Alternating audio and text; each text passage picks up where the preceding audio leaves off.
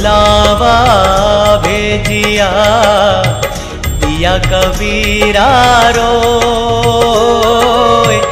पाखंडवाद पर जबरदस्त प्रहार करने वाले कौन थे कबीर? कबीर जी एक कवि थे। कबीर जी ही भगवान है।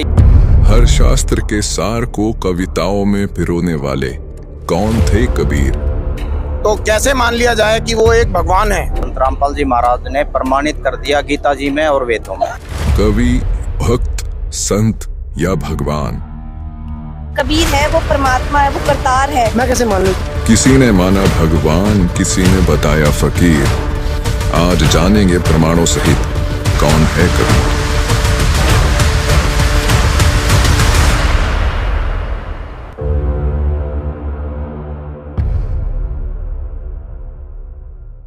राम बुलावा भेजिया दिया कबीरा रोए।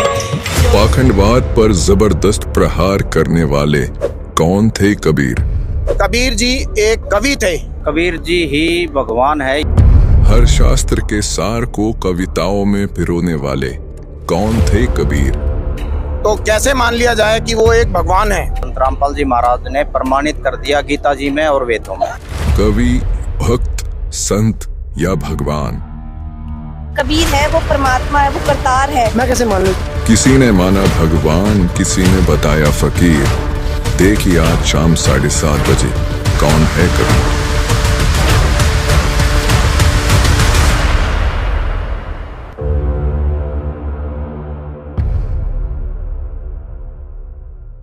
दर्शकों कहते हैं कि इस सृष्टि को बनाने वाला, सबका पालनहार और सबका सृजनहार केवल एक परमात्मा है।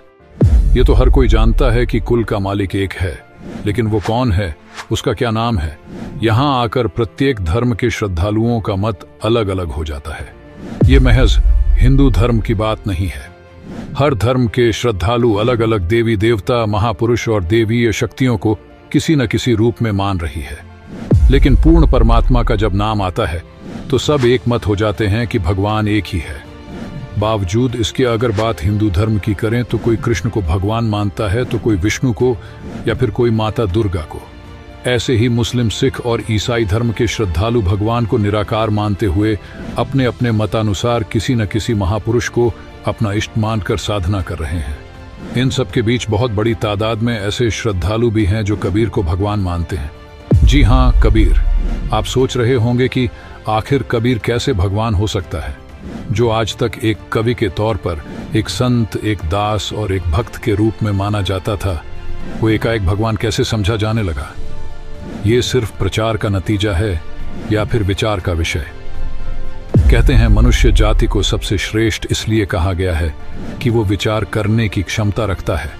तो फिर चलिए आज इस पहलू पर विचार करते हैं कि कौन है कबीर। नमस्कार दर्शकों, अक्सर संत रामपाल जी महाराज जी के शिष्य दावा करते हैं कि उनके संत रामपाल जी महाराज शास्त्रों और वेदों के अनुसार भक्ति और साधना बताते हैं। उनका कहना है कि अन्य धर्म गुरु हैं वो मनमाना आचरण बताते हैं।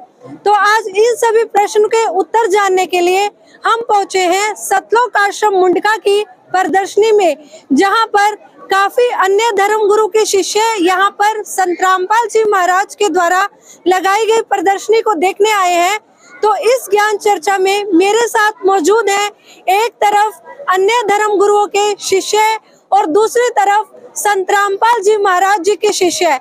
तो आइए हम अपनी ये आध्यात्मिक चर्चा शुरू करते हैं और जानते हैं आखिर वास्तव में ही संत रामपाल जी महाराज और अन्य धर्म गुरुओं के ज्ञान में कुछ अंतर भी है या नहीं, और जो संत रामपाल जी महाराज जी के शिष्य दावा करते हैं उसमें कितनी सच्चाई है और कितना झूठ। तो चलिए हम अपनी ये चर्चा स्टार्ट करते हैं। दर्शकों, आज की हमारी इस खास आध्यात्मिक बहस में मौजूद है एक तरफ अन्य धर्म गुरुओं के शिष्य और दूसरी ओर हैं संत रामपाल जी महाराज के शिष्य। देखते हैं आज कि इस खास आध्यात्मिक बहस में हमारे सामने क्या निकल कर आता है। सर नमस्कार। नमस्कार जी। देखिए, आज आप यहाँ पर संत रामपाल जी महाराज जी के आश्रम में आए हैं प्रदर्शनी में, तो आपको यहाँ पर आकर कैसा लगा? मैं पहली बार यहाँ पर प्रदर्शनी में देखने के लिए आया हूँ और ये मेरा सौभाग्य है कि एक हिंदू होने के नाते यहाँ पर सभी मेरे धर्म ग्रंथ एक साथ देखने को मिले, चारों वेद देखने को मिले, सभी प्रकार के अन्य धर्मों के भी मिले। लेकिन मुझे कहीं भी ऐसा कुछ दिखाई नहीं दे रहा है, जैसा कि रामपाल जी के शिष्य बताते हैं कि हमारे गुरुजी अन्य धर्म गुरुओं से अलग शिक्षा देते हैं। मुझे तो कोई भी फर्क दिखाई नहीं दे रहा है कि यहाँ पर कुछ भी ऐसा अलग है जो कि अन्य धर्म गुरुओं से इनको अलग करता है। देखिए, जैसा कि इन्होंने बताया कि इनको प्रदर्शनी में आकर काफी अच्छा लगा और इनका कहना है कि इनको यहाँ पर कोई भी डिफरेंस नहीं लगा अन्य धर्म गुरुओं में और संत रामपाल जी महाराज में। तो अभी हम संत रामपाल जी महाराज जी के शिष्यों की तरफ बढ़ते हैं और जानते हैं कि उनका क्या कहना है इसके बारे में। संत रामपाल जी महाराज अन्य धर्म गुरुओं से किस प्रकार अलग है। आध्यात्मिक बहस में सबसे पहला सवाल हमारे सामने ये निकल कर आया है कि आखिर संत रामपाल जी महाराज अन्य धर्म गुरुओं से किस प्रकार अलग हैं। देखते हैं कि संत रामपाल जी महाराज के शिष्य इस सवाल का क्या जवाब देते हैं। देखिए, जैसा कि आपने क्वेश्चन सुन ही लिया, तो आप कैसे साबित करेंगे कि संत रामपाल जी महाराज अन्य धर्म गुरुओं से अलग है। संत रामपाल जी के द्वारा ये आध्यात्मिक प्रदर्शनी आयोजित स्वयं सिद्ध करती है कि जो अन्य गुरु धर्म गुरु और अन्य कथावाचकों में और संत रामपाल जी महाराज में बहुत बड़ा अंतर है और फर्क है।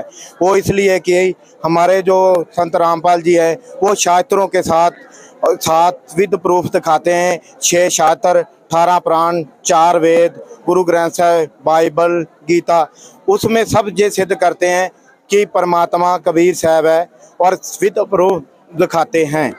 तो इसमें आपने स्वयं देखी होगी प्रदर्शनी, और पीछे हमारे गुरुजी के जो दोबारा प्रमाण दिखाए हुए हैं वो प्रदर्शनी में सभी सदग्रंथ रखे हुए हैं और सभी धर्म शास्त्रों के रखे हैं, जैसे सिख, मुस्लिम, ईसाई, हिंदू, सबके वहाँ ग्रंथ मौजूद हैं। और आप भी प्रमाण से देख सकते हो कि परमात्मा कौन है। और इसलिए हमने ये ज्ञान सुना और पढ़ा और उसमें संत रामपाल जी और अन्य धर्म गुरुओं में बहुत बड़ा अंतर पाया, क्योंकि वो कुछ और बताते हैं और संत रामपाल जी विद प्रूफ बताते हैं कि परमात्मा कौन है। देखिए, जैसा कि इनका कहना है कि संत रामपाल जी महाराज जी वेदों में प्रमाणित करते हैं कि कबीर ही भगवान है। तो आप क्या कहना चाहेंगे, क्या आप कबीर जी को भगवान मानते हैं? मैं कबीर जी को भगवान नहीं मानता हूं, क्योंकि आज तक जो हमने अपनी किताबों में पढ़ा है कि कबीर जी एक कवि थे, तो कैसे मान लिया जाए कि वो एक भगवान है? इसका क्या प्रमाण है? दर्शकों, क्या कबीर जी कवि हैं या पूर्ण परमात्मा? देखते हैं इस बारे में संत रामपाल जी महाराज के शिष्य कोई प्रमाण दिखा पाएंगे। कबीर जी ही भगवान है, ये हमारे गुरुजियों ने, संत रामपाल जी महाराज ने प्रमाणित कर दिया गीता जी में और वेदों में। जैसे गीता अध्याय 8 के श्लोक 3 में पूर्ण परमात्मा, पूर्ण परमेश्वर की जानकारी है। और जैसे वेद है ऋग्वेद मंडल नंबर 9 सूक्त 86 मंत्र 26 और 27, ऋग्वेद मंडल नंबर 9 सूक्त 94 मंत्र 3। और जैसे यजुर्वेद है, यजुर्वेद अध्याय 5 के मंत्र नंबर 32 में, और यजुर्वेद अध्याय 40 के मंत्र 8 में। ये हमारे गुरुजियों ने प्रमाणित कर दिया कि कबीर ही भगवान है। दर्शकों, आध्यात्मिक बहस में जिन वेदों शास्त्रों का हवाला संत रामपाल जी महाराज के शिष्य दे रहे हैं, क्या वह सभी सच में वेदों शास्त्रों में प्रमाणित हैं? देखते हैं इस बारे में संत रामपाल जी महाराज क्या प्रमाण दिखाते हैं। देखिए, वो परमात्मा नर आकार है, मनुष्य सदृश है, वो सह शरीर है, उसका नाम कबीर है। और ऊपर सतलोक में रहता है, वहां भी मनुष्य सदृश है, राजा के समान मुकुट धारण करता है वो परमात्मा। अभी सभी पवित्र धर्मों के पवित्र सदग्रंथों से प्रमाणित किया जाएगा। ये देखिएगा, यजुर्वेद प्रकाशक है सार्वदेशिक आर्य प्रतिनिधि सभा 2/5 महर्षि दानंद भवन, रामलीला मैदान, नई दिल्ली से। ये यहाँ से छपा है। मुद्रक है Prince offset printers 1510 Pataudi house, Daryaganj, नई दिल्ली से। इस 5वें अध्याय का 32वां श्लोक आपको दिखाते हैं। ये है 5वां अध्याय 5वां, और ये यजुर्वेद, ये 32वां अध्याय श्लोक है, मंत्र है। यहाँ लिख रखा, उसी गसी कबीर अंगारी असी। अब हम इसको कबीर बोलते हैं, बै कबीर, ये वह है, हम वह बोला करें। जैसे किसी का नाम वेद प्रकाश होता, हम कहेंगे आ वेद प्रकाश आजा। जैसे कोई धर्मवीर है तो धर्मवीर बोला करें हम, ये हमारा अपना लोकल लैंग्वेज है। तो हम इसको कबीर को कबीर बोलते हैं। अंगारी माने पापों का शत्रु, बमभारी माने बंधनों का शत्रु, इन्हीं का। फिर है सवर ज्योति रित धामा आसी, ये देखो, हे जगदीश्वर जिस कारण आप कांतिमान हैं। अंगारी माने छोटे चलन के जीवों, छोटे चलन वाले जीवों के शत्रु नहीं, ये तो बकवाद कर रखी, अनुवाद ठीक नहीं किया। अंग अरि माने शत्रु, अरि इसको संधि छेद करें, अंग अरि, अग अग माने अंग माने पाप होता है, पाप का शत्रु। और इब इसने क्या कर दिया, इसका अर्थ इब यूँ कर दिया, संधि छेद करते समय इसको ऐसे कर दिया। और हम इसको अगर जैसे ये यजुर्वेद है, यही इसका इन्हीं से सेट होगा ये मामला। अब ये 36वां अध्याय यजुर्वेद का दानंद द्वारा अनुवाद है इसका। इसके प्रथम मंत्र में लिखा है रचम वाचम परपदे मनो यजु परपदे, ये यजु शब्द है ना ओनली, और यहाँ अनुवाद किया इसने इसका, इसमें यजु का अर्थ यजुर्वेद लिख दिया, बिल्कुल सही किया। अब ये यजु है, यहाँ लिखना पड़ेगा कि ये यजुर्वेद के विषय में है, ये पूरा अब बना इसका अर्थ यजुर्वेद। तो यहाँ ये देखो कवि है, इन्होंने यहाँ कवि कर दिया इस 5वें अध्याय का। और ये जो 32वां श्लोक हम पढ़ रहे हैं, इसमें ये जो कबीर शब्द है, इसको इन्होंने ऐसे कर लिख दिया। अब इसका अर्थ करते समय यह लिखना चाहिए था कबीर देव लिख देते, ये कबीर वह लिख के कबीर लिख देते, कबीर देव लिख देते, तो हम उसको कबीर देव बोल रहे हैं, कबीर देव, हम उसको कबीर देव, देव माने परमेश्वर, कबीर साहब हैं, यहाँ लिखना चाहिए वो कबीर देव हैं। ये कहना कवि इनकी वो समस्या भी हल हो जाए, कवि वो कबीर देव लिखना था, कबीर देव हैं, हम उसको कबीर साहब बोलते हैं, कबीर अपनी लोकल लैंग्वेज में, वो कबीर साहब हैं। बमभारी माने बंधनों के, अरि माने शत्रु, ये तारा दिए जिसकी बकवास है विस्तार तेरा, अरि माने शत्रु, बंधनों के शत्रु, बस ये छोड़ दो, यानी बंधन के शत्रु, अरि माने शत्रु, बम्ब माने बंधन, बंधनों के शत्रु बंदी छोड़ हैं कौन, वो कबीर हैं, कबीर देव हैं। और अंगारी माने पाप नाशक, ये गलत अनुवाद किया इसने। और फिर कौन है वो, रित धामासी, रित धामा, सतधाम युक्त, सतलोक युक्त, हम सतधाम कहें उन्हें सतधाम, सतलोक कह देते हैं, लोक कहो धाम कहो एक ही बात है, सतलोक युक्त यानी रित धामा, यानी वो सतलोक वाले हैं, सतलोक में रहते हैं। और सवर ज्योति स्वयं प्रकाशित, सवर ज्योति इन अड़ंगा कर रखा है, अंतरिक्ष को प्रकाश करने वाले, सवर ज्योति का अर्थ है स्वयं प्रकाशित, तेजो में शरीर युक्त परमात्मा है। यह है ऋग्वेद मंडल नंबर 9 सूक्त 82 का, ऋग्वेद मंडल नंबर 9 और सूक्त 82। और यहां देखें ये है 82वां, 81वां समाप्त हुआ, ये 82वां शुरू हो जाता है। इसका प्रथम मंत्र इसमें लिखा है कि जो सर्वोत्पादक प्रभु, सबकी उत्पत्ति करने वाला परमेश्वर, प्रकाश रूप, इसका अर्थ है वो तेजो में स्वरूप साकार है, सद्गुणों की वृष्टि करने वाला, पापों का हरण करने वाला, पाप नाश करने वाला, पाप क्षमा करने वाला है, वह राजेव, राजा के समान, राजेव इसका अर्थ है राजा के समान आगे लिखा है। ये देखना, ये 269 पृष्ठ पे पढ़ रहे हैं, कोई भ्रमत कर देगा कि दूसरा पृष्ठ दिखा दिया होगा, ये 270 दिखाऊंगा, ये देखो 270 यहाँ लिखा है, 82 का पल्ला पढ़ रहे हैं, 82 का 9 के 82 का, राजा के समान दर्शनीय है, वो देखने जोगा है, विजिबल है, वो साकार है, राजा की तरह तो मनुष्य जैसा ही हुआ। और वह है पृथ्वी आदि लोक लोकांतरों के चारों ओर शब्दमान हो रहा है, वह वर्णीय पुरुष को, वर्णीय माने अच्छी आत्मा को, श्रेष्ठ पुरुष को, जो दृढ़ भक्त है, जो दृढ़ भक्त है उसको पवित्र करता हुआ प्राप्त होता है। देखिएगा ऋग्वेद मंडल नंबर 9 सूक्त 82 का। अब 2 पढ़ते हैं। वो परमात्मा किस उद्देश्य से आता है? हे परमात्मन, उपदेश करने की इच्छा से आप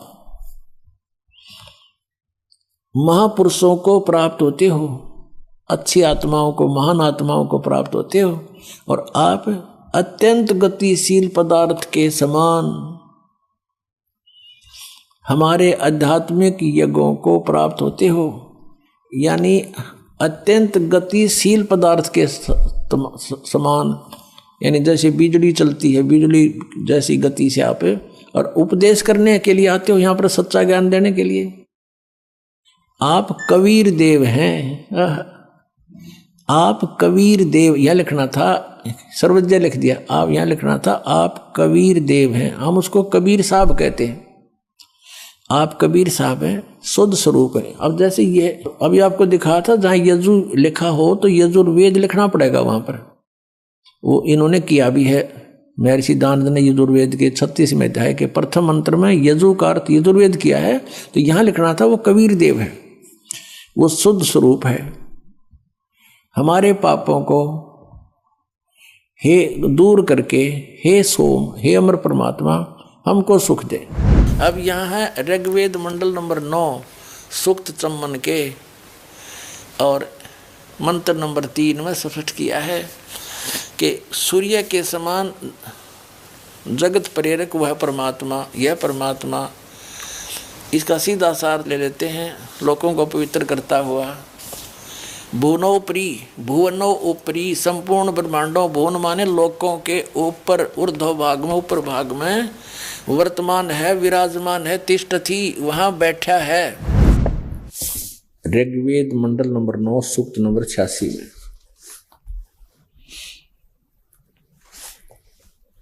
और 26 मंत्र ये क्या बताता है कि यज्ञ करने वाले यजमानों के लिए परमात्मा, यज्ञ माने धार्मिक अनुष्ठान, शास्त्र अनुकूल करने वाले यजमान माने भक्तों के लिए परमात्मा, सब रास्तों को सुगम करता हुआ उनके विघ्नों का मर्दन करता है, उनके संकटों का नाश कर देता है, और उनको पवित्र करता हुआ, और अपने रूप को, यानी साकार है ना भगवान, इनके शब्दों में, अपने रूप को सरल करता हुआ वह कांति में परमात्मा सर्वज्ञ लिखा। कवि, हम इसको कबीर देव, वो कबीर देव विद्युत के समान, यानी बिजली की तरह क्रीड़ा करता हुआ वर्णीय पुरुषों को, श्रेष्ठ आत्माओं को, अच्छी आत्माओं को प्राप्त होता है, मिलता है। कहाँ रहता है वो? 27 में लिखा है, गणना नहीं, यहीं से पढ़े। जो परमात्मा ध्रुवलोक के, ये प्रकाश पुंज परमात्मा, यानी तेज पुंज का भगवान है वो, तेज पुंज कहो चाहे प्रकाश पुंज कहो। जो परमात्मा ध्रुवलोक के तीसरे पृष्ठ पर विराजमान है, जो वहां रहता है तीसरे पृष्ठ पर, वहां से चलकर आकर मिलता है, प्रकाश रूप है। पुण्यात्मा, वेद पढ़े पर भेद न जाने, ये बात से पुराण 18। वेद पढ़े पर भेद न जाने, गुरु बिन काहू न पाया ज्ञाना, जो थो था बूछड़े मूड किसाना। गुरु बिन वेद पढ़े जो प्राणी, समझे न सार रहे अज्ञानी। ये अज्ञानी रहे, इन वेदों को पढ़ा करते, मैं ऋषि को आगे इन कक्का भी नहीं पता था। अब जैसे परमात्मा मनुष्य दृश्य ये सिद्ध होगा, राजा के समान देखने जोगा है, और वहां से गति करके आता है, जिन महापुरुषों को मिलता है, जिन महापुरुषों ने मिला उन बताया कबीर इज गॉड। वो कबीर देव काशी में हम सुल्तानी नानक तारे दादू को उपदेश दिया, जात जुलाहा भेद न पाया, वो काशी माए कबीर होया। आदरणीय गरीबदास साहिब जी गांव छोड़ानी जिला जज्जर वाले, जिनको भगवान आकर मिले थे, क्या कहते हैं गरीबदास साहिब ने फिर बताया है कि या दुनिया दा जीवन झूठा भूल गए मर जाने नू, और सर्व कला सतगुरु साहिब की हरियाए हरियाणे नू। वो परमात्मा हरियाणा में आए गरीबदास जी 280 वर्ष पहले, लगभग सन 1727 में, लगभग 300 वर्ष हो गए, 300 वर्ष से भी ऊपर हो गए। सन 1727 में परमात्मा आए थे और सन 1966 में हरियाणा और पंजाब अलग हुए। जब हरियाणा क्षेत्र का नाम पड़ा था, यो हरियाणा प्रांत बना था, उससे भी कितने वर्ष पहले, 200-250 वर्ष पहले परमात्मा ने लिख दिया, बोल दिया था। गरीबदास साहिब जी ने कहा था कि हरि आए हरियाणे नू। उनके वचन से फिर यो हरियाणा क्षेत्र आज बनकर रहा, ताकि हम इस परमात्मा की वाणी को समझा सकें। अगर ये वाणी 200 वर्ष पहले बोलते, 100 वर्ष 50 वर्ष पहले से बोलते, तो कौन से कहाँ थे, हरियाणा था ही नहीं, जब नाम निशान नहीं था। तो यो हरियाणा बनवा दिया, रीबिया वाणी हमारे को याद दिला दी कि हरि आए हरियाणे नू।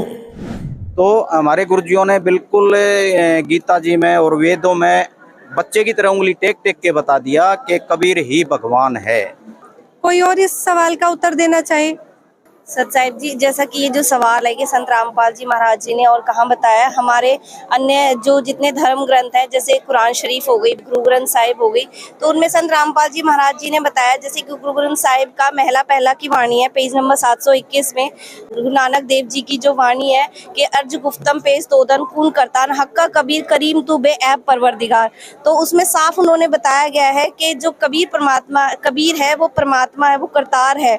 और हमारा कुरान शरीफ देखते हैं तो उसमें आयत नंबर 25 है, उसमें 25 आयत नंबर और 52 से लेके 59 में उसमें कबीर नाम स्पष्ट लिखा हुआ है, जो कि पूर्ण परमात्मा का नाम है, जिसको हम अल्लाह, खुदा, गॉड और अलग अलग नामों से जानते हैं। और भी जो हमारे जिनसे परमात्मा आके मिले, जैसे दादू जी, नानक जी, मीराबाई और भी गरीबदास जी हैं, उनको परमात्मा आके मिले, उन्होंने अपनी वाणियों में स्पष्ट किया हुआ है कि जो हमें सतलोक लेके गए, सचखंड लेके गए, वो पूर्ण परमात्मा कबीर साहिब जी हैं। जब हम उनकी वाणियों को डीपली पढ़ते हैं तो हमें उसमें ये चीजें पता चलती हैं कि जो पूर्ण परमात्मा सब सृष्टि रचनहार है वो कबीर साहिब जी हैं। तो देखिए सर, आपने काफी प्रमाण यहाँ पर संत रामपाल जी महाराज जी के शिष्यों के द्वारा बताया गया कि गीता में भी प्रमाण है, जो भी इन्होंने बताया आपने सुना। तो अब आप क्या कहना चाहेंगे? मैडम, मैं ये कहना चाहूँगा कि इसका मतलब जो अभी तक हमें पढ़ाया गया, सिखाया गया, क्या उन सब चीज़ों को मैं गलत मान लूँ? मेरे अलावा यहाँ पर और भी लोग खड़े हैं जो कि अन्य धर्मों से रिलेटेड हैं, जिनको अपने धर्म के बारे में पूर्ण ज्ञान है।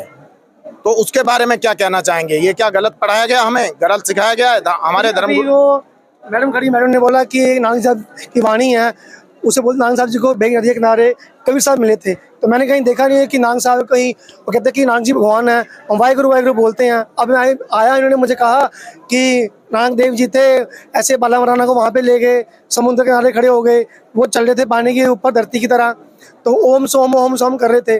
तो मैंने तो कभी सुना नहीं। मैं गुरुद्वारे भी गया हूँ, शीशगंज भी गया हूँ, बंगला साहब भी गया हूँ, जितने दिल्ली में गुरुद्वारा सब में गया हूँ मैं। आज तक मुझे किसी ने बताया नहीं है कि नानक देव जी को गुरु थे, जिंदा महात्मा थे। वो तो भाई मुझे लेके आए यहाँ पे, वो मुझे कह रहा है कि ये देख। मुझे तो विश्वास नहीं हो रहा। मैं कैसे विश्वास करूँ कि प्रधान जी को कोई गुरु जिंदा महात्मा थे, इनको कबीर साहब मिले थे? मैं कैसे मान लूँ इस चीज़ को? दर्शकों, आध्यात्मिक बहस में एक और सवाल हमारे सामने निकल कर आया है। क्या वाकई गुरु नानक देव जी को कबीर साहिब जी मिले थे? देखते हैं कि संत रामपाल जी महाराज के शिष्य इस बारे में कोई प्रमाण दिखा पाएंगे। चलिए देखते हैं। हम देखो, कोई माने चाहे ना माने, लेकिन संत रामपाल जी ने जो गुरु ग्रंथ साहिब से साबित किया है और उन्होंने बताया है कि जो गुरु नानक को जिंदा महात्मा वेई नदी पे सुल्तानपुर लोधी में जो मिले थे, वेई नदी के किनारे पे, वो एक कबीर साहब ही थे। और इसका प्रमाण भाई बाले वाली जन्म साखी में भी है और समुद्र वाली साखी में है वो। तो गुरु ग्रंथ साहिब में भी इसके बहुत हैं प्रमाण। जैसे एक 721 पेज पे ये भी बताया है कि जक अर्जन गुप्तन पेश कौन करतार हक्का कबीर करीम तू बेपरवरदिगार। हम देखो सब ये तो बच्चा बच्चा इस बात को जानता है कि परवरदिगार तो परमात्मा को ही कहते हैं। और गुरु ग्रंथ साहिब में बहुत में ऐसे प्रमाण है, जैसे 566 अंक पे एक गुरु नानक साहब की बाणी है, तेरे बंके लोइन दंत तरसाला सोने नक जिन लंबड़े वाला कंचन काया सोने की टाला। भी जहाँ तो खुद उन्होंने नानक साहब ने साबित किया है कि उसके कान भी हैं, आँख भी है और सोने उसके दांत भी है।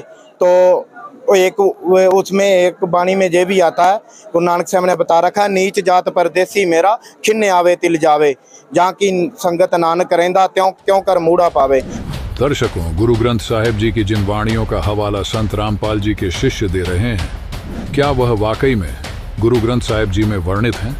देखते हैं इस विषय में संत रामपाल जी महाराज क्या प्रमाण दिखाते हैं। गरीबदास साहिब जी ने कहा कि हम सुल्तानी नानक तारे और दादू को उपदेश दिया, जात जुलाहा भेद नहीं पाया, वो काशी माए कबीर हुआ।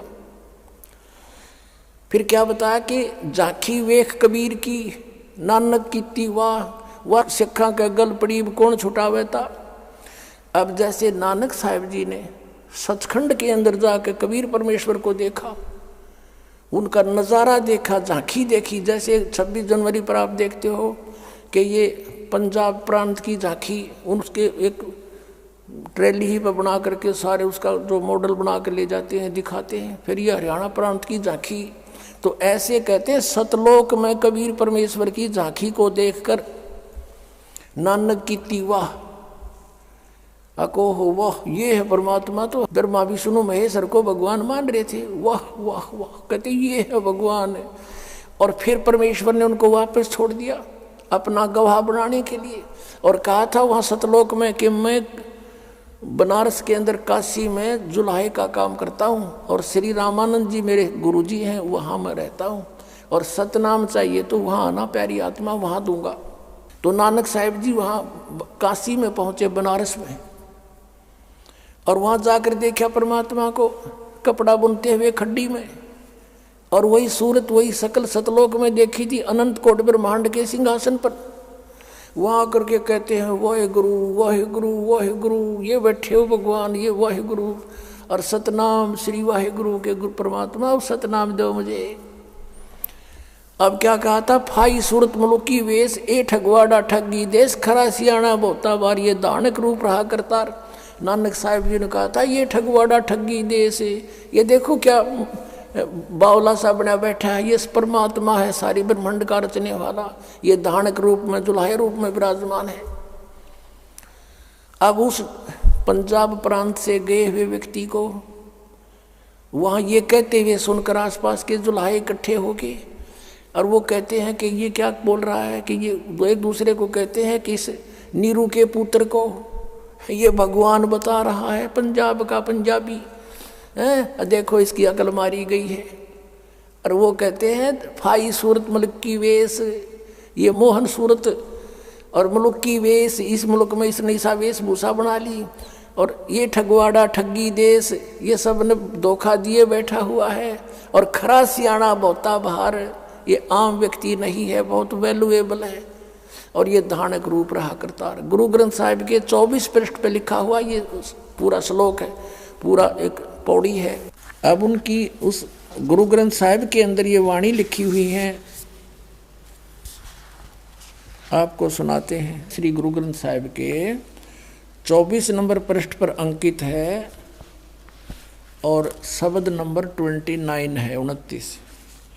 एक सुआन दुई सुआनी नाल बलके भौकाई सदा बियाल कूड़ छुरा और मुठा मुर्दार धानक रूप रहा करतार। फिर क्या कहा है, मैं पत की पेंद न करनी की कार, ओ बिगड़ रूप रहा बिकराल, तेरा एक नाम तारे संसार, तेरा एक नाम तारे संसार, मैं एहो आस एहो आधार, मुख निंदा आख्या दिन रात, और पर घर जो ही नीच मनात, काम क्रोध तन वसे चंडाल, ये धानक रूप रहा करतार।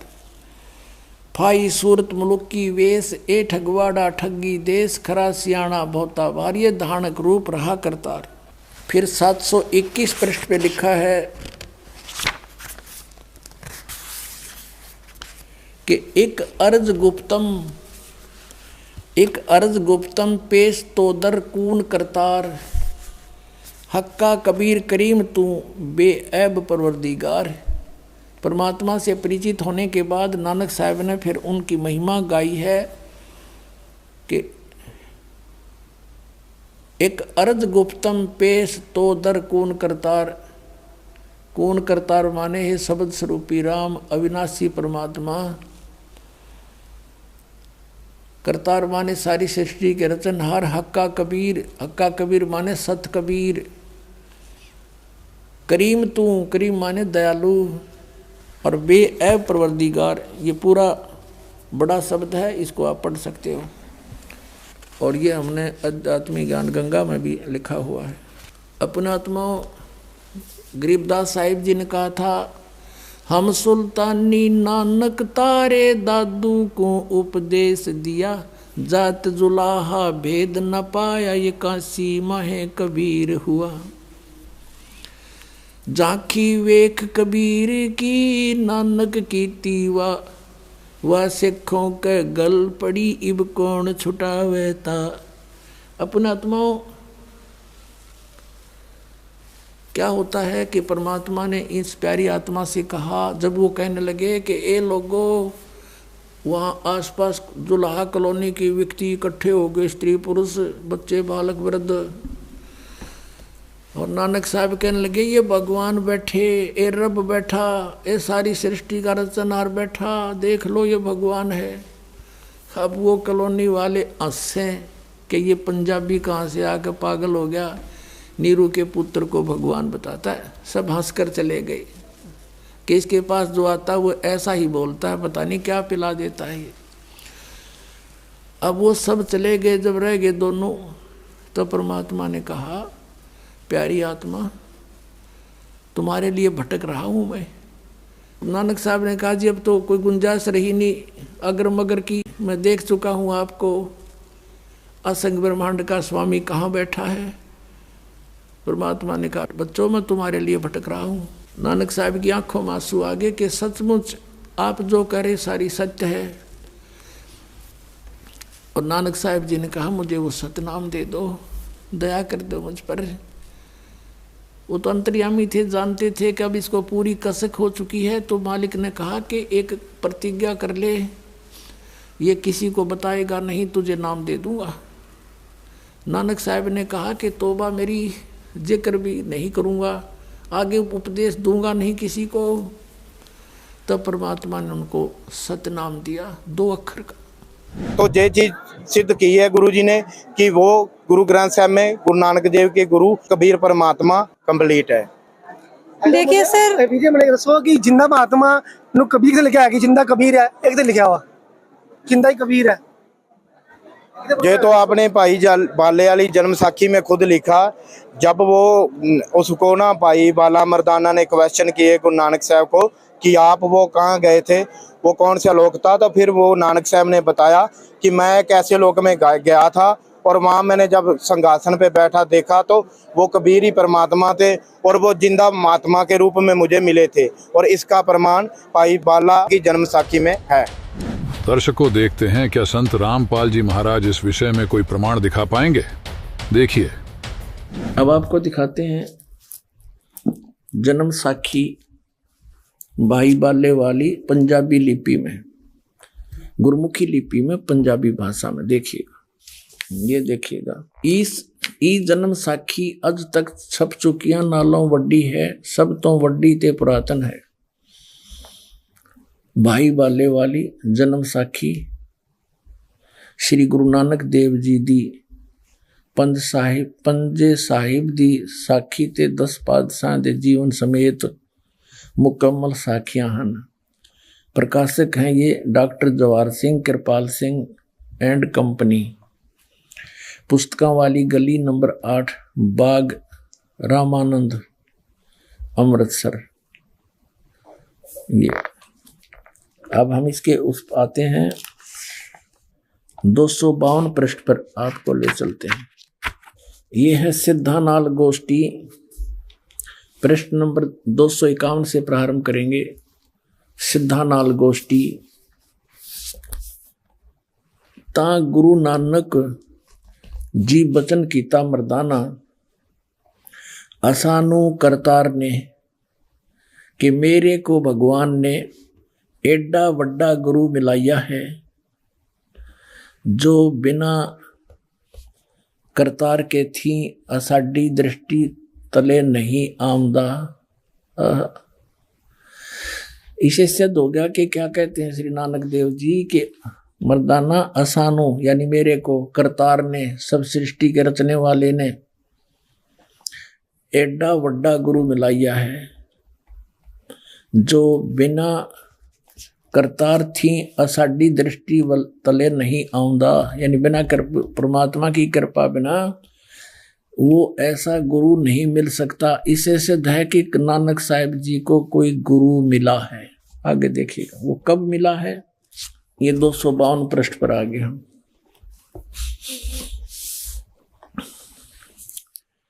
तो फिर मर्दाना पूछिया जी तुसानू जो गुरु मिलिया सी उसका नाव की है।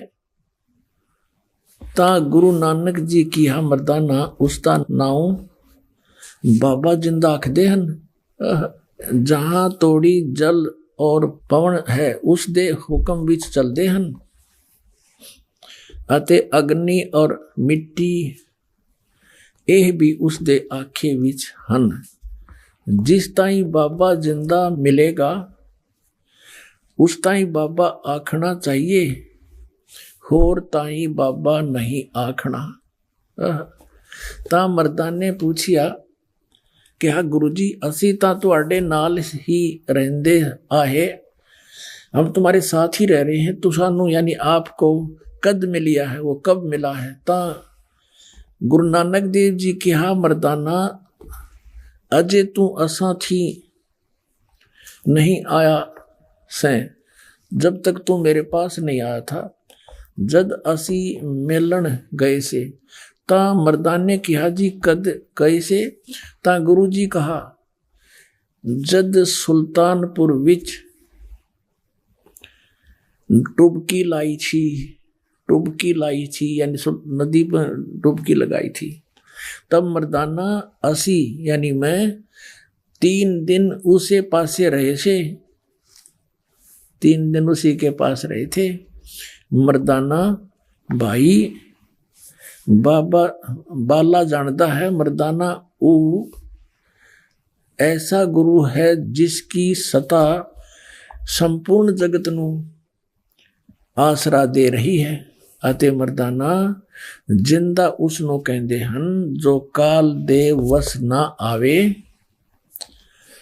और ना हमें अथो काल उस दे वस होए। ता मर्दाना ने किया रंग क्या है उस अते उसदा आसन किथे है। ता गुरु जी किया मर्दाना उसदा रंग लाल है पर उस लाली नाल कोई लाली मिलदी नहीं। अते उस दे रोम स्वर्ण दे रंग जे देश हन, उसके जो बाल हैं रोमकूप है, उसके बाल जो हैं सोने जैसे हैं पर सोना भी उसके बराबर नहीं है। इसका ये अर्थ है। एक तो ये कंसेप्ट क्लियर हो गया कि नानक साहिब जी के गुरु जी थे, और भी कंसेप्ट क्लियर कराते हैं। ये है प्राण संगली नानक साहिब जी के कर कमलों से लिखी है, ये यहाँ से छपी है, यहाँ से देखिएगा। श्री ये है प्राण संगली सटीपन प्रथम भाग, श्री गुरु नानक साहिब विरिचित प्राणों का अपूर्व कवच जो सुर शब्द योग साधनमयी अमोघ तारों से रचा हुआ है। प्रकाशक हैं वेल वीडियर प्रिंटिंग वर्क्स 56A 13 मोतीलाल अब्लिक 13 मोतीलाल नेहरू रोड इलाहाबाद से। और इसके संपादक कौन हैं? सटीपन उल्थाकार यानी इसका अनुवाद करता संपूर्ण सिंह तरण तारण पंजाब से। इसमें स्पष्ट किया है अनुवादकर्ता ने, नोट एडिटर संत बानी पुस्तक वाला, वास्तव में यह पुस्तक असल ग्रंथ की ज्यों की त्यों नकल है। नकल देवनागरी अक्षरों में है, उसका उल्था या तर्जमा नहीं है, जो कि जो है उसका कोई उल्था नहीं है इसमें। अब इसके जीवन चरित्र में नानक साहिब जी का जीवन चरित्र लिखा इस महापुरुष ने। इस पुस्तक के 15 पृष्ठ पर स्पष्ट किया है। संवत 1554 में गुरुजी एक दिन नियमानुसार पहर रात कर रहे सेवक के साथ बेई नदी पर स्नान को गए तो वहां एक साधु से भेंट हुई, जिसने चेताया कि बाबा नानक जी तुम किस काम के लिए इस संसार में भेजे गए हो, तुम्हारे लिए सच्चे दरबार से क्या आज्ञा है और क्या कर रहे हो। इस पर गुरुजी उस साधु के साथ बेई नदी में घुसकर 3 दिन तक गुप्त रहे। और ये कंसेप्ट इन्होंने क्लियर कर ही दिया है कि मुझे जिंदा महात्मा के रूप में वो संत मिले, और यही परमात्मा पूर्ण ब्रह्म सतपुरुष है। ये जिंदा महात्मा के रूप में आकर के उन महापुरुषों को मिलते हैं, अच्छी आत्माओं को, ये वेद गवाही देते हैं। इन्होंने आपको प्रमाण दिए हैं, इन्होंने गुरु ग्रंथ साहिब में आपको पेज नंबर भी बताया है कि वहाँ पर प्रमाण है, तो अब आप क्या कहना चाहेंगे? देखो, मैं जो उन्होंने बताया मुझे पेज मेरे वीर जी ने, मैं अब देखूंगा कि कौन से पेज पे क्या लिखा हुआ है, ऐसे विश्वास करूंगा नहीं। मैं अब इतना विश्वास से कह रहा मेरा भाई, तो मैं इसे पूरा देख के तसल्ली होगी तो फिर मैं मानूंगा कि हाँ भी गुरु नानक देव जी को भी जिंदा महात्मा मिलते हैं, जिंदा कबीर जी है। मैं देखांगा, पूरा विश्वास करांगा, फिर मनांगा मैं गल नूं। दर्शकों, संत रामपाल जी महाराज ने यह तो प्रमाणित कर दिया कि गुरु नानक देव जी को भी कबीर परमात्मा मिले थे और उनके गुरु भी कबीर परमात्मा ही थे। खैर, अब आगे बढ़ते हैं और देखते हैं उन महापुरुषों की अमृतवाणी, जिनका हवाला संत रामपाल जी महाराज के शिष्य दे रहे थे। उन सभी महापुरुषों ने अपनी अमृतवाणियों में स्पष्ट किया है कि कबीर जी ही पूर्ण परमात्मा है। देखते हैं संत रामपाल जी महाराज आगे और क्या प्रमाण दिखाते हैं। देखिए दादू दास जी की वाणी से प्रमाण। ठिका पूरा होए जब सब कोई तुझे शरीर, दादू काल पकड़े नहीं जपे जो नाम कबीर। आदमी की आयु घटे तब जम घेरे आए, स्मरण किया कबीर का दादू लिया बचाए। मेट दिए अपराध सब आए मिले छन माही, दादू संग ले गए कबीर चरण की छाई। दादू अंतर्गत सदा छिन छिन सुमरण ध्याने, वारू नाम कबीर पर पल पल मेरे पराणे। सुन सुन साख कबीर की यू काल नवावे माथे, धन धन तीनों लोक में दादू जोड़े हाथ। केरी नाम कबीर का विखम काल गजराज, दादू भजन प्रताप से ये भाग्य सुनत आवाज।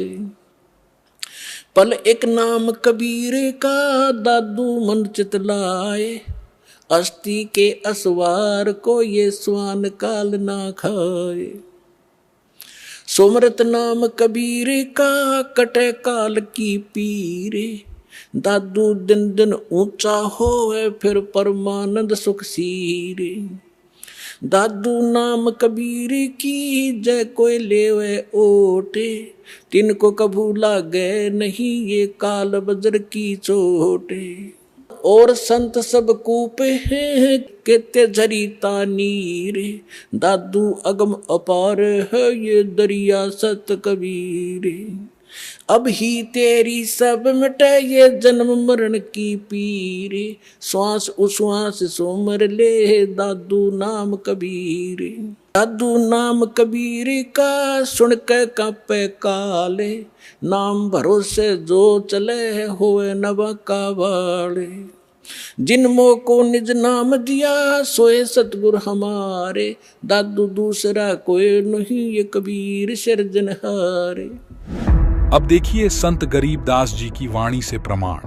हम सुल्तानी नानक तारे दादू को उपदेश दिया, जात जुलाहा भेद न पाया वो काशी माहे कबीर हुआ।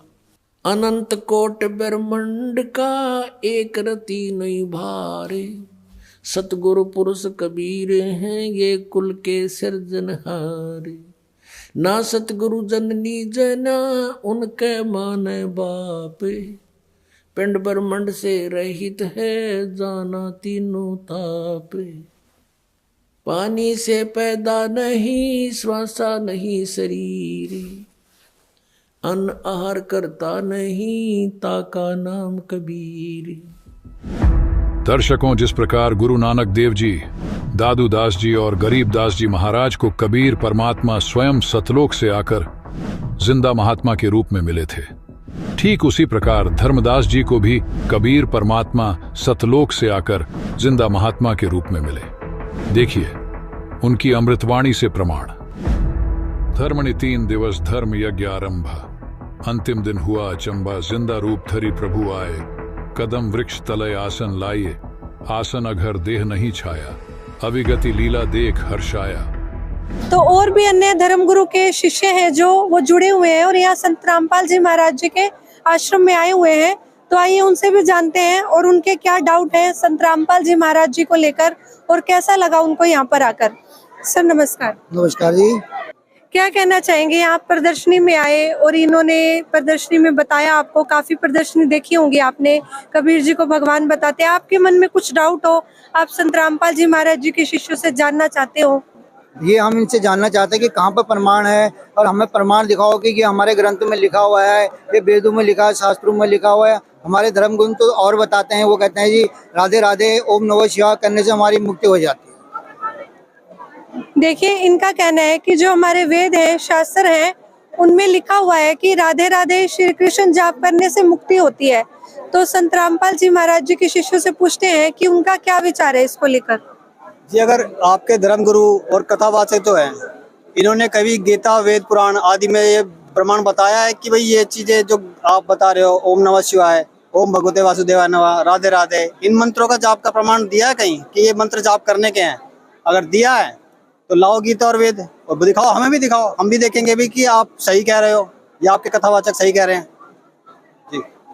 जी मैडम, क्या कहना जी मैडम, ये भाई साहब कह रहे हैं कि वेदों में लिखा है कि ये मंत्र नहीं है, ये मंत्र जो जाप करने के जो हम भाई साहब ने बताए हैं ये नहीं है।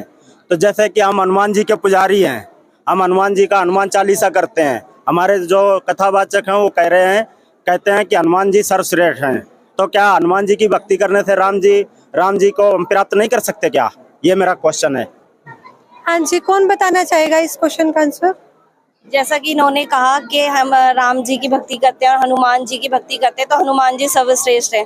तो पहले तो हम इसको एक एग्जाम्पल से समझेंगे कि स्कूल में टीचर है और बहुत सारे बच्चे उनसे पढ़ रहे हैं। अगर एक स्टूडेंट उनमें से खड़ा होकर कहे कि मैं तुम्हें पढ़ाऊंगा, तो क्या वो बच्चों को सही शिक्षा दे पाएगा? नहीं दे पाएगा। तो ऐसे ही जो हनुमान जी थे वो राम जी के भगत थे वो, तो अगर हम एक भगत की भक्ति करेंगे तो हम पार नहीं हो सकते। क्या कहना चाहिए? हमारे जो धर्म है ना, हमारे जो कथावाचक हैं, उन्होंने हमको कभी ऐसा नहीं बताया है कि जय हनुमान जी राम की भक्ति करते थे तो आप नहीं पार होगे। हम तो हनुमान जी को ही बताते हैं, हनुमान जी की भक्ति करो, राम की प्राप्ति हो जाएगी। देखिए काफी रोचक विषय बनता जा रहा है ये आध्यात्मिक ज्ञान चर्चा। तो और भी कुछ है जो अन्य धर्म गुरुओं के शिष्य हैं वो मेरे साथ जुड़े हुए हैं, तो आइए उनसे भी जानते हैं उनके क्या डाउट है संत रामपाल जी महाराज जी को लेकर और इनकी भक्ति को लेकर, और उनको यहाँ पर आकर कैसा लगा। मुझे यहाँ आकर तो बहुत अच्छा लगा है, लेकिन मेरे डाउट्स हैं काफी। एक तो मुझे ये जानना, मैं 11 साल की एज से गीता पढ़ती आ रही हूँ, तो कहाँ लिखा है गीता में कि व्रत नहीं रखना है? संत रामपाल जी के शिष्यों से मैंने बहुत सुना है, ये कहते हैं कि श्री कृष्ण जी भगवान नहीं है। गीता जी में तो खुद श्री कृष्ण जी अपने आप को पूर्ण परमात्मा कहते हैं, अविनाशी भगवान कहते हैं। आप कैसे कह सकते हो भगवान नहीं है? अगर ये हमको प्रमाण दिखाते हैं कि कहीं गीता जी में ऐसा लिखा है या वेद में लिखा है तो हम मानेंगे। दर्शकों, वेदों शास्त्रों का हवाला देने वाले संत रामपाल जी के शिष्य क्या यह प्रमाणित कर पाएंगे? आइए देखते हैं। जैसे इन्होंने कहा कि हमने तो आज तक पढ़ा ही नहीं है गीता में व्रत के लिए मनाया। जब गीता हम खोल के देखते हैं तो उसमें गीता जी अध्याय 6 के श्लोक 16 में साफ मना करा गया है व्रत के लिए, और अध्याय 16 के 23 में बोला गया है कि जो शास्त्र विधि को त्याग कर मनमाना आचरण करते हैं, मीन्स जो हमारे गीता वेद शास्त्रों में जो कहा गया है, अगर आप उसके अगेंस्ट जाओगे तो आपको कोई बेनिफिट नहीं होंगे। तो अगर उसमें गीता में अगर व्रत के लिए मना करा है और आप व्रत कर रहे हो तो फिर आप कैसे लाभ की उम्मीद कर सकते हैं। तो ये जो चल रहे हैं ये शास्त्रों के विरुद्ध चल रहे हैं, उससे इन्हें कोई सुख नहीं हो सकता। और गीता कृष्ण जी उसमें जो ये कह रहे हैं कि उन्होंने अपने आप को पूर्ण परमात्मा कहा है, उन्होंने अपने आप को अपना ओम मंत्र बताया है। और गीता जी अध्याय 8 के 13 में उन्होंने कहा मेरा तो एक ओम मंत्र है, और अध्याय 8 के 16 में कहा है कि ओम मंत्र का जाप करने वाले भी ब्रह्मलोक पर्यंत, मतलब कि वो पुनरावृत्ति में है, उनका वापस वो जन्म मृत्यु में आते हैं। तो वो तो अविनाशी परमात्मा ही नहीं हुए जब उनकी जो भक्ति करने वाले और वो खुद भी आते हैं। तो उन्होंने जो इशारा किया है वो अध्याय 18 के श्लोक 62 में किया है कि उस पूर्ण परमात्मा की शरण में जाओ, उनकी भक्ति करने से ही तुम जो सनातन परम धाम है तुम उसको प्राप्त कर जाओगे। दर्शकों, गीता जी के जिन श्लोकों का प्रमाण संत रामपाल जी के शिष्य दे रहे हैं, क्या वह वाकई में सत्य हैं? देखते हैं इस विषय में संत रामपाल जी महाराज क्या प्रमाण दिखाते हैं। आइए सबसे पहले तो ये जान लेते हैं कि क्या व्रत करने को गीता जी में शास्त्र विरुद्ध बताया है। देखते हैं इस बारे में संत रामपाल जी महाराज क्या प्रमाण दिखाते हैं। देखिए, छठे अध्याय के 16वें श्लोक में फिर ये भी कहा कि अर्जुन, यह योग न तो बहुत खाने वाले का और न बिल्कुल न खाने वाले का। बहुत खाना तो यूँ है पेट डडी पक्का खा ले अंगड़ाई टूटे, भक्ति हो को ना। और बिल्कुल न खाना व्रत रखना, व्रत रखना भी गीता में मना है। और ये व्रत रखवाओ एकादशी का, ये कहाँ से लाए? और न बहुत सहन करने वाले सोने वाले का, और न अधिक जागने वाले का सिद्ध होता। यानी 16वें में तो ये भी कंसेप्ट क्लियर कर दिया है कि व्रत रखना भी व्यर्थ है। तो ये लोक वेद है, दंत कथा है, इनकी वेद शास्त्र विधि रहित ज्ञान है, उसके करने से कुछ भी लाभ नहीं होगा। गीता जी अध्याय नंबर 16 के श्लोक नंबर 23 के अनुसार। अब जैसे 16वें अध्याय के 23वें श्लोक में ये कहा कि शास्त्र विधि को त्याग कर जो मनमाना आचरण करते हैं उनको कुछ भी लाभ नहीं होता, ना उनकी गति हो, ना उनको कोई सुख हो, और ना उनकी कोई सिद्धि प्राप्त हो। यूजलेस। फिर क्या फायदा उस भक्ति का? और देखिएगा, इन तीनों देवताओं की भक्ति भी शास्त्र विधि त्याग का मनमाना आचरण है। ये देखिएगा, यही गीता प्रेस गोरखपुर से प्रकाशित है। 16वें अध्याय का 23वां श्लोक दिखाते हैं। ये 16वां अध्याय और इसका 23वां श्लोक यहाँ पर है। जो शास्त्र विधि को त्याग कर अपनी इच्छा से मनमाना आचरण करते हैं वह न सिद्धि को प्राप्त होता है, न परम गति को, और न सुख को ही। यूजलेस। अब यहाँ 24वें श्लोक में 16वें अध्याय में कहा है, इससे तेरे लिए कर्तव्य और अकर्तव्य की व्यवस्था में शास्त्र ही प्रमाण है। यानी जो सदग्रंथों में विधि लिखी वही करना, और किसी की दंत कथा से हरे राम कृष्ण कृष्ण राधे राधे ये नहीं करना। ऐसा जानकर शास्त्र विधि से नियत कर्म करने योग्य हैं। और यानी शास्त्र के अंदर जो वर्णन है वही करना। देखिए, काफी रोचक विषय बनता जा रहा है ये आध्यात्मिक ज्ञान चर्चा। इधर से संत रामपाल जी महाराज जी प्रमाण सहित अपने जवाब दे रहे हैं, और जो अन्य धर्म गुरुओं के शिष्य आए हुए हैं तो अभी इनसे जानते हैं ये उत्तर के ऊपर क्या कहना चाहेंगे। मैं डिसएग्री करती हूँ। अर्थों का अनर्थ किया गया है। मैंने पढ़ी गीता, उसमें ऐसा कहीं नहीं लिखा है। आप मुझे दिखाइए। हम गीता लेके आते हैं, हम आपको देते हैं, आप उसमें हमें ये दिखा दीजिए कि इसमें व्रत के लिए कहाँ पे बोला गया है, और हम आपको फिर दिखाते हैं कि इसमें व्रत की साफ मनाही है। हम आपको दिखाते हैं। ये आप देख सकते हैं, ये है श्रीमद् भगवत गीता। ये गीता प्रेस गोरखपुर से, हमारी कोई अपनी प्रिंटिंग नहीं है। आप इनके संपादक वगैरह भी देख सकते हैं। गीता प्रेस गोरखपुर से है। इसका हम दिखाते हैं। ये गीता जी अध्याय 6 है और ये इसका श्लोक नंबर 16। इसमें साफ बोला गया है कि हे अर्जुन, योग ना तो बहुत खाने वाले का और ना बिल्कुल ना खाने वाले का। बिल्कुल ना खाना अर्थात व्रत करना। तो यहाँ पे तो तथा ना बहुत शयन करने वाले और ना सदा जागने वाले का ही सिद्ध होता है। तो जब यहाँ पे गीता जी व्रत के लिए मना कर रही है तो हम व्रत क्यों करेंगे? ये तो वही बात हो गई ना, हम अपना सिलेबस छोड़ के हम अपनी मर्जी से पढ़ाई कर रहे हैं तो फिर हम पास होने की उम्मीद ही नहीं कर सकते फिर तो ये जो कर रहे हैं भक्ति ये शास्त्रों के विरुद्ध कर रहे हैं, जिससे इन्हें कोई लाभ नहीं हो रहे हैं। इनका गीता तो हमने भी पढ़ी है, ऐसा नहीं है कि हमने नहीं पढ़ी। हम बेशक चलो अभी मतलब वैसे हैं, पर पढ़ी है हमने। 18 जैसे इन्होंने कहा, भाई साहब ने कहा जी श्री कृष्ण जी तो भगवान नहीं है और कबीर साहब भगवान है। श्री कृष्ण जी कह रहे हैं कि कबीर जी की शरण में जाओ, किसी और की शरण में जाओ। फिर अध्याय 18 का श्लोक नंबर 66, उसमें तो कृष्ण जी खुद कह रहे हैं कि मेरी शरण में आओ। अब आप कैसे कह सकते हो कि वो कह रहे कि जाओ शरण में जाओ, किसी और की शरण में जाओ? तो खुद कह रहे हैं, ओम मंत्र दिया गया है, सिर्फ एक ओम मंत्र दिया गया है, वो मेरी भक्ति करो और ओम करो, बस हो गया।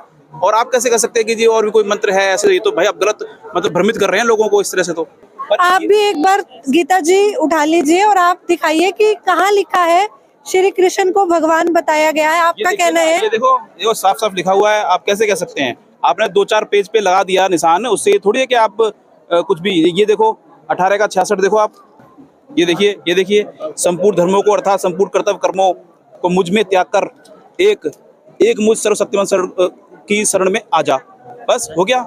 मैं तुझे सर्व पापों से मुक्त कर दूंगा। लास्ट में श्री कृष्ण जी कह रहे हैं मेरी शरण में आ जाओ, बस हो गया काम। तो अभी संत रामपाल जी महाराज जी के शिष्य दोबारा प्रमाण दिखा रहे हैं कुछ गीता जी में, तो देखते हैं। गीता जी अध्याय का 66 बोला है ना इन्होंने, उसमें जो बोला गया है उसमें श्री कृष्ण जी कह रहे हैं गीता जी में व्रज शब्द है तो उसका अर्थ होता है, उसका जो संस्कृत है तो उसका जैसे एक कम का मतलब होता है आना होता है और गो का मतलब जाना होता है। अब इसमें व्रज का शब्द मतलब होता है कि जाना होता है और इसमें उसका आना कर रखा है। तो अगर आपने अर्थों का ही अनर्थ कर रखा है तो उसमें फिर हमारी तो कोई गलती नहीं है।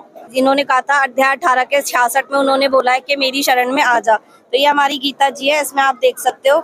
ये है वो 66वां श्लोक। इसमें कहा संपूर्ण धर्मों को अर्थात संपूर्ण कर्तव्य कर्मों को त्याग कर मुझे एक सर्वशक्तिमान सर्वाधार परमेश्वर आ जा।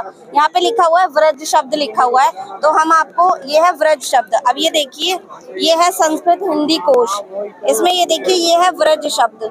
व्रज का अर्थ क्या होता है? चलना और जाना। और जो हमारे अनुवाद करता है उन्होंने धर्म गुरु हैं, उन्होंने आज तक हमें क्या बताया है कि व्रज का शब्द मतलब होता है कि आना। दर्शकों, पवित्र गीता जी के 18वें अध्याय के 66वें श्लोक में वर्णित व्रज शब्द का सही अर्थ आना होता है या जाना होता है। देखते हैं संत रामपाल जी महाराज इसका क्या अर्थ बताते हैं। देखिए, सभी अनुवादकर्ताओं ने बट्ठा बैठा रखा है। सभी ने कहा कि व्रज माने आ जा, आना, जबकि व्रज माने जाना होता है। पहले इस शब्द को से क्लियर करते हैं। अब देखिएगा संस्कृत हिंदी कोश वामन शिवराम आपटे द्वारा इसका संग्रह किया गया है और यह है मोतीलाल बनारसी दास पब्लिशर्स प्राइवेट लिमिटेड दिल्ली से प्रकाशित है। इसके 993 पृष्ठ है। व्रज माने जाना, चलना, प्रगति करना, विदा होना, ये सारा है, निर्वासित होना। व्रज माने जाना, आना नहीं होता। गो माने जाना है तो उसका अर्थ आना हो ही नहीं सकता। एक सीधी सी बात है, इंग्लिश वर्ड है गो, उसका अर्थ था जाना, उसका अर्थ कम नहीं हो सकता। अगर कोई कम करता है तो उसने कोई ज्ञान नहीं। व्रज माने जाना है तो उसका आना जिसने किया है उनको कति ज्ञान नहीं, उन्हें अनर्थ कर दिया। तो जो तत्वदर्शी संत होता है ना, जो गीता जी अध्याय 4 के 34 में बोला गया, वही वेद और शास्त्रों का संपूर्ण ज्ञाता होता है। तभी बोला गया कि तत्वदर्शी संत की खोज करिए। ऐसे भी कोई दो बातें जानने से और गीता लेके बस हम वरवरी बोल रहे हैं, आपको कहानियां सुना रहे हैं, उससे कहने से कोई ज्ञानी नहीं हो जाता। ज्ञानी वो होता है जो हमारे वेद और शास्त्रों के अनुसार ज्ञान दे। और संत रामपाल जी महाराज जी 18 वेद जो हमारे 4 वेद 18 पुराण जो शास्त्र हैं उनके अनुसार ज्ञान देते हैं। वो कोई हवा में बातें नहीं करते हैं। आपके गुरुजी मतलब तीर्थ भी छुड़वाते हैं और फिर भी मत करो, उस रात में मत खाओ, है यहाँ मतलब मंदिर में मत जाओ। हम क्या करें फिर? अब ये देखिए ना, सारे देव देवता हमारे छुड़वा दिए। ये देखिए ना, और हमारे पूर्वजों का क्या होगा? पूर्वजों का क्या होगा? श्राद्ध निकालने के लिए मना करते हैं। बताइए आप कैसे आप सिद्ध कर सकते हैं जी? दर्शकों, क्या संत रामपाल जी महाराज हिंदू धर्म के देवी देवताओं की भक्ति छुड़वाते हैं और साथ ही हिंदू धर्म में पितृ पूजा व श्राद्ध निकालने को भी मना करते हैं? देखते हैं इस विषय में संत रामपाल जी के शिष्यों का क्या कहना है। आप क्या कहना चाहेंगे? मैं ये कहना चाहूँगा, जो ये भगत ये कह रहे थे भाई साहब के पितृ पूजा मतलब छुटवा रहे, श्राद्ध छुटवा रहे हैं, और इन्होंने बताया कि हमारे देवी देवताओं को छुटवा रहे हैं। तो मैं इसको भाई साहब को ये बताना चाहूँगा कि हमारे गुरुजी देवी देवताओं के असली मंत्र बताते हैं, देवी देवता को छुड़वा नहीं रहे हो। जैसे हमारे गुरुजियों ने बताया कि तीनों देवा कमल दल बसे, ब्रह्मा विष्णु महेश, और प्रथम इनकी वंदना फिर ले सतगुरु उपदेश। कई कहते हैं कि आपके गुरुजी तो ब्रह्मा विष्णु महेश को छुड़वाते हैं। ब्रह्मा विष्णु महेश को हम छुड़वा सकते हैं? हम कोई बालक हैं? तीनों देवा कमल दल बसे, ये ब्रह्मा विष्णु महेश, प्रथम इनकी वंदना फिर सुन सतगुरु उपदेश। उनका था कि ये तीनों देवा कमल दल में बसते, हमारे कमलों में, इन दलों में अंदर रहते हैं, और प्रथम इनकी वंदना, ये मंत्र जो करते हैं हम इनकी साधना करते हैं, और फिर सुन सतगुरु उपदेश, सतगुरु के ज्ञान को सुनो और उसका पूरा कंप्लीट कोर्स लो, तब ये बात बनेगी। तो असली जो मंत्र हैं ब्रह्मा विष्णु महेश जी के, वो असली मंत्र बताते हैं, गणेश जी के, शेरावाली जी के। और जो आप कह रहे थे कि श्राद्ध छुड़वाते हैं, श्राद्ध गीता जी में प्रमाणित कर दिया, गीता अध्याय 9 के नंबर 20 में, कि देवताओं को पूजने वाले देवताओं को प्राप्त होंगे, भूतों को पूजने वाले भूतों को प्राप्त होंगे, और मेरी पूजा करेंगे तो मुझे प्राप्त होंगे। गीता ज्ञानदाता कह रहे हैं। ये अध्याय 9 है, ये अध्याय 9 है हमारा, और ये श्लोक नंबर 25 है। इसमें क्या लिखा हुआ है? देवताओं को पूजने वाले देवताओं को प्राप्त होते हैं, पितरों को पूजने वाले पितरों को प्राप्त होते हैं, और भूतों को पूजने वाले भूतों को प्राप्त होते हैं, और मेरा पूजन करने वाले भक्त मुझको ही प्राप्त होते हैं। अर्थात अगर आप भूतों की पूजा करोगे तो आप भूत योनि में जाओगे, पितरों की पूजा करोगे तो पितृ योनि में जाओगे, और उस एक पूर्ण परमात्मा की अगर आप भक्ति करते हैं तो आप उसी के पास जाएंगे। तो अब ये आप विचार कीजिए कि आपको भूतों के पास जाना है या फिर पूर्ण परमात्मा के पास जाना है। आप तो अभी अन्य धर्म गुरु के एक और शिष्य मेरे साथ जुड़े हैं, इनका भी एक सवाल है, तो आइए जानते हैं ये क्या कहना चाहते हैं संत रामपाल जी महाराज के बारे में। संत रामपाल जी महाराज के शिष्यों के उत्तर सुनकर हमें ऐसा लगा कि वास्तव में संत रामपाल जी महाराज और अन्य धर्मगुरुओं में जमीन आसमान का अंतर है। अन्य धर्मगुरु कथावाचक निराधार ज्ञान देते हैं, जबकि संत रामपाल जी महाराज धर्मों शास्त्रों के अनुसार ज्ञान देते हैं। हमें इनका सत्संग सुनना चाहिए, और पवित्र पुस्तक जो उन्होंने लिखी है वे पढ़नी चाहिए। आज से हम सत्संग सुनेंगे और पुस्तक भी पढ़ेंगे। Sir thank you. दर्शकों, आज की इस पूरी आध्यात्मिक बहस में संत रामपाल जी महाराज ने ढेरों प्रमाण दिखाए, और एक बहुत बड़ा प्रश्न चिन्ह जो कि समाज के सामने खड़ा हो गया था, उसे आज बहुत ही अच्छे, सटीक और प्रमाणित सदग्रंथों से सिद्ध करके बताया कि कबीर जी ही पूर्ण परमात्मा है। वहीं संत रामपाल जी महाराज ने यह भी सिद्ध किया कि शास्त्र विरुद्ध साधना नहीं करनी चाहिए, चाहे कितनी भी आकर्षित करने वाली पूजाएं आपके सामने की जा रही हों, क्योंकि इस बात की तो शास्त्र भी गवाही देते हैं कि मनमानी साधनाओं से कोई लाभ नहीं होता। हाँ, इसके विपरीत हानि जरूर हो जाती है। आज वर्तमान समय में तत्वदर्शी संत केवल संत रामपाल जी महाराज ही हैं, जो कि गीता जी के अनुसार बिल्कुल खरे उतरते हैं। अतः संपूर्ण भक्त समाज से प्रार्थना है कि संत रामपाल जी महाराज जी के आध्यात्मिक प्रवचन जरूर सुने और उनसे नाम दीक्षा लेकर अपना कल्याण करवाएं। धन्यवाद।